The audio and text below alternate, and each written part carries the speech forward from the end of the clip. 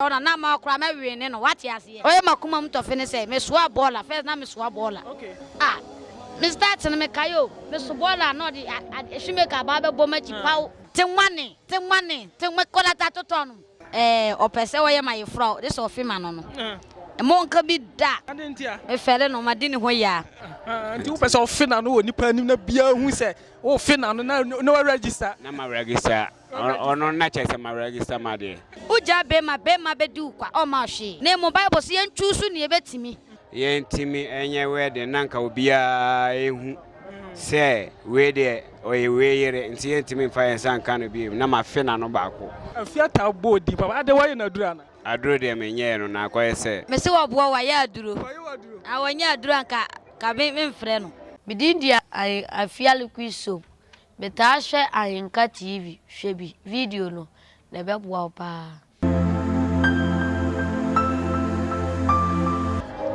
Abushia ene de ataju ene de mate den ene surprisingly finally yenya akroga live akroga show na nim live akira tiefo tesi ameka say Afia o menche na ni agister bia bi ye wo techiman techiman ye bakwaw akroga ye bakwaw o hwa de na besi wo kwaw sesi ameka say yenkwa ne nche na ye ni nkomo kakra bi abusia ne de ataju ene mate den ohene abom ti say apomboko your friends Afia tabo din pa udi ankasa de sen kachira tiefo na tiefo hunu ankasa Afia rangasa me no na atena che nti a wa hu medin sa medin na akroga no nti una ya akroga me amene sa ai o da Afia pa aw no bia me no na wo mienu de me ntime ngasa me no Afia tabo din pa ade waye na dura na aduro de me nye no na akoye se nkura mrem na ya fa ye ho a de anyi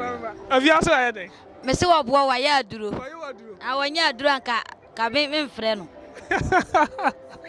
awuzia na de ja akroga sese no Afia bodin e kira mansan na sese ya beto a che life e den aka kira tiefo me pese atifo monti o mo ho asese mo ati akroga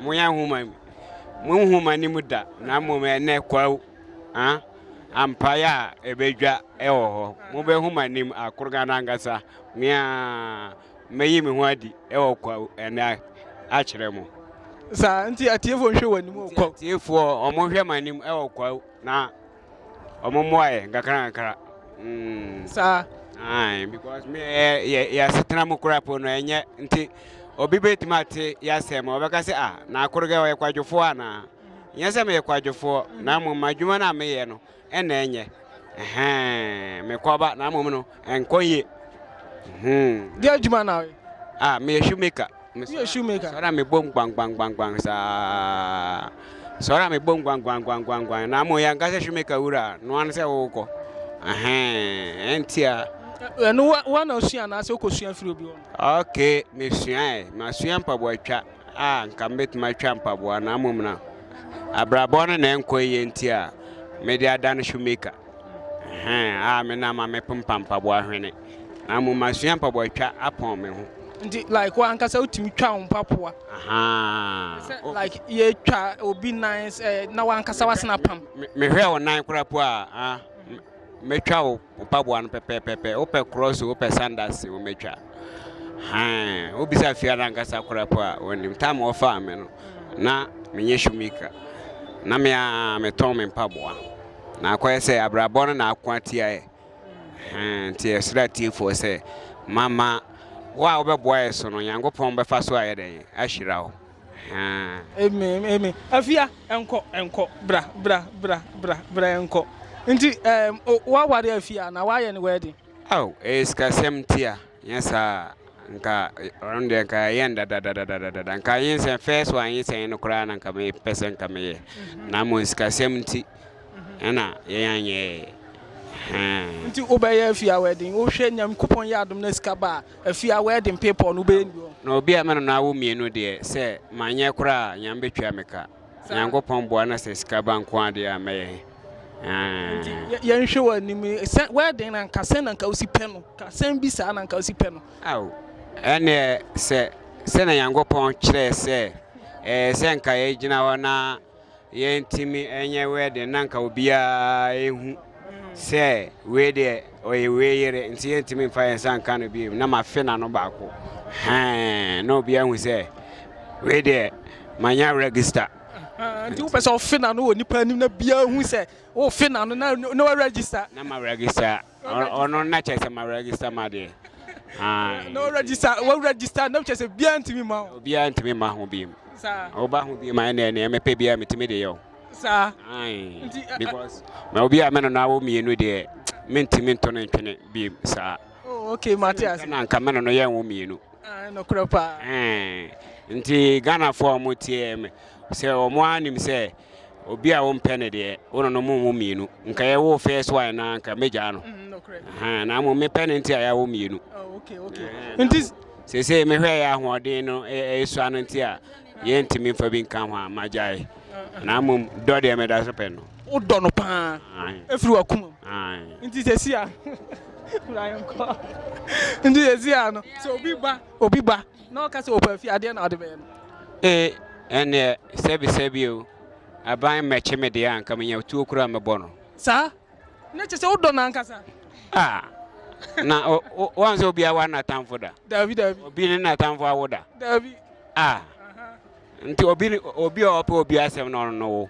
correct na wa obi a wo mpena asem no be wo David ene nka o ka se wona menyem kura nka medwane sa Afia pese o jana ba me pese o be me pese me ko charge o pese ye dey me pese me ko bo credit nya bote na ni nkomo kakra bi ansa na wakọ wai komo idi anu e dey won say me di America na me be chi mu station kama man ka mu dwane jam manya ne se enye yi ese mu kwawo nya me kan se kwawo bunufo amwo nyina mo ntwe me na kwawo ne me ba me sei ba bia wate ase me sei se ona na ma okra me wi ne no wate ase o ba wi ne na na ma o ba wi ne na na ma wi ne no sa me nya duru na ba hu say yes ma bodam ye shatawale ne me ba no sa na be fa so ba wi ne na na ma nya me wi ne se betimi asa betimi atonyom ne no be se o na nyumbi wo tengwane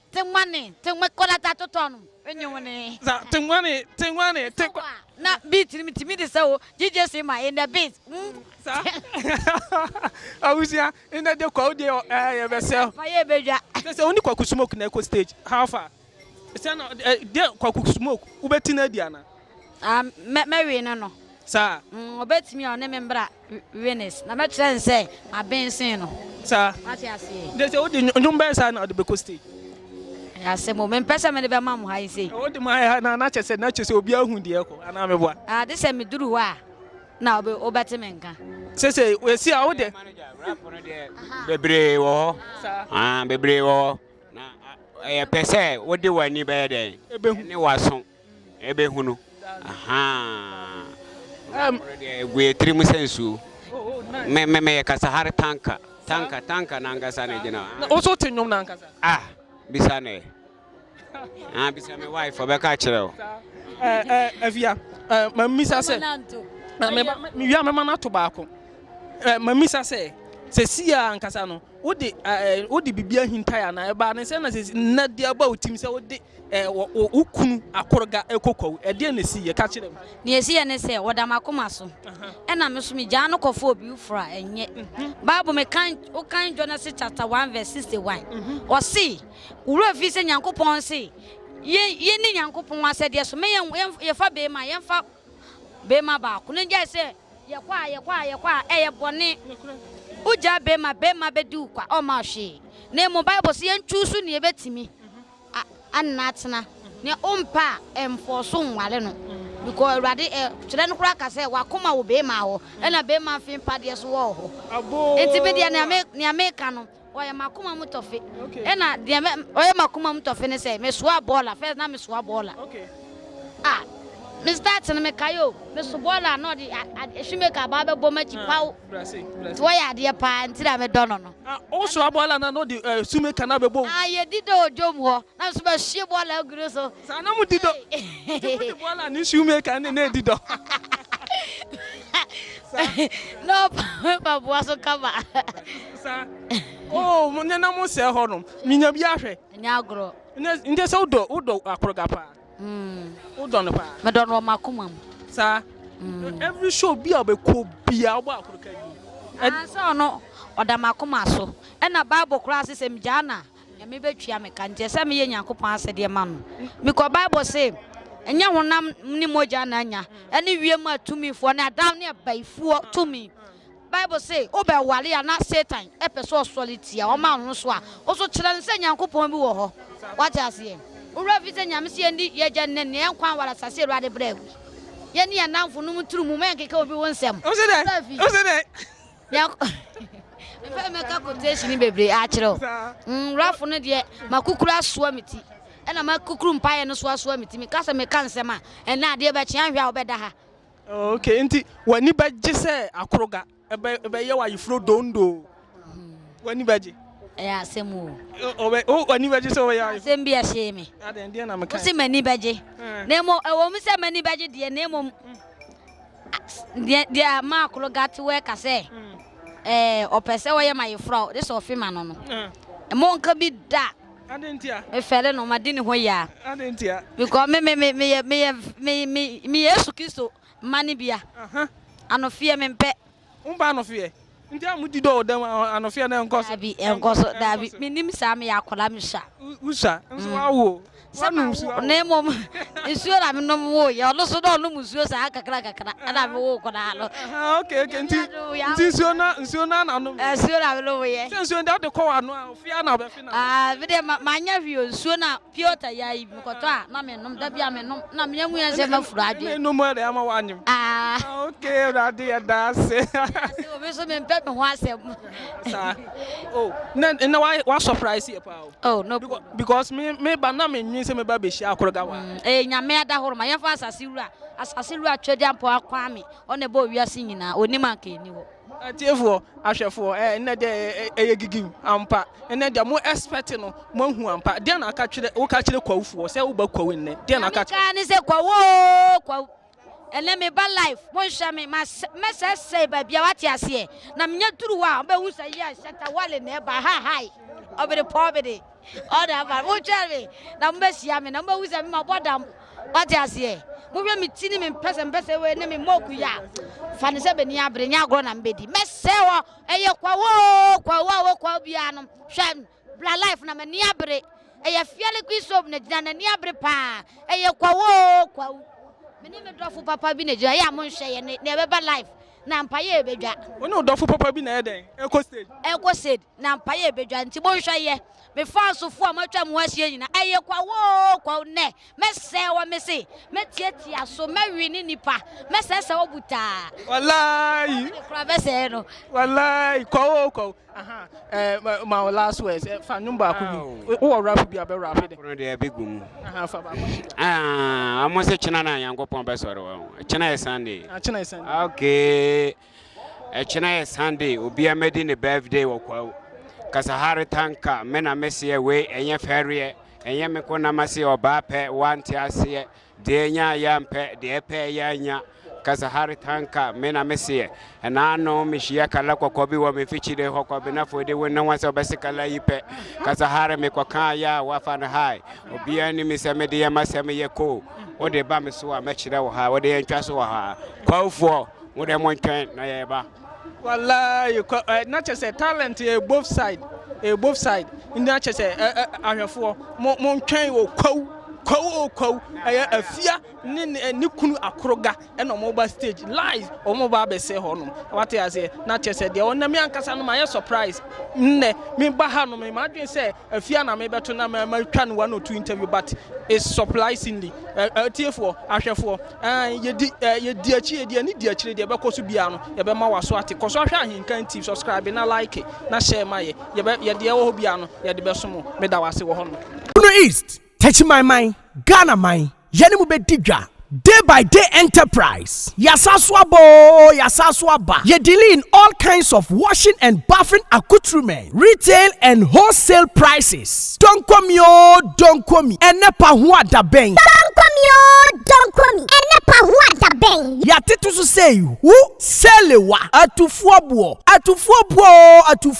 Detergents no ye no assault small, medium and a big size. Duffy, Mosaic, Lavita, Cleansoft, Mada, Boom, So Clean. Detergents no yawa bucket mu de so ho. Bit say Cleansoft, Mada, Oro. Semina no so de abusu say tam. Semina bit say day by day so Chris, Della, Obolo Jumbo, Jama, Avel, Pella, Aqualis, Colors, Santex, Cleansoft, Mada, Nora, Kente, Dr. X, Athena, Flash, Oro, Easy, Saba no yawana kesiane nketwa, Kabalik Soap, Oli, Diva, Camel, Killer, Kedu, Luck, Cindy, Anna, Power Plus, Royal Leather, Medisoft, Meditwist, Jumbo Aqualis, Miss Paris, X-Men, Fresh Soap, Bella, Lifeboy, Magico, Nakesiane Nketwa, Alata Semina, Imperial Leather, Maya, Blinko, Sunlight, NFA, hello. Emano so sewako feature na wa wanya line no. Yas pad, proper pad, soft care pad, next pad, play me pad, Momo. Blessing pad, you want different colors. Comfits. And Mati Amokwa wants no comfort pad no. And also you will be ewa yasu ye. Disinfectant Dettol no so you will mu assault to assault. You will Mada Dettol. Camel, small, medium, and a large original Dettol. And Kuala Pampers no so de QT, JK, soft care, Nakasia, and Kitwan na Dantemu, sweet baby, pull up, sunny Pampers, blimmy Pampers. 7 now per wipe so de your soft care wipe. Tamai, halitosis aje will say aboswana. Ye dealing all kinds of Pepsodent. Pepsodent 1, 2, 3, Pepsodent Charcoal, Close Up, Charlie, Tigard, and Angola. And Tuntumo Howard Demuswa, ya want the queer enemy spray, Sasso, Fatala, Heaven, Fast Kick, Sao Bakoto, the Taka to Sperere Sodie, Tiro no so ha, Coco, Pride, Natural, The Lords, Soft Care, and a Nadva Tiro, and your toilet roll. And Tadina Fiamma Usia, and Kikawano Edasua Mwana, Parazone, Ehiamau, Mada Parazone, small and a big size, Bling Parazone, small and a big size. Se uwa chichini benche na witimi mba ya suya ya. Die hiani sa obe freye. And your man yebe package de kama. Niya diya sende o. We accept Momo. Yeji Momo. Ube tumi ya free day by day enterprise. Ewa umatu for iso. 0544 644 852. A day by day enterprise ana. Ya titu say who. Ye don't come me. Don't come me. Don't call me. Atu Fwabwa. Shusha day by day enterprise. Ewa techimai. Sunyai station. Abronsaina ewa achire ho peno. Day by day soap. Day by day soap. Ye kankwa. Atu Fwabwa. Day by day enterprise. Can do spirit. Day by day soap. And never want that bed. Atu Fwabwa. Every day different.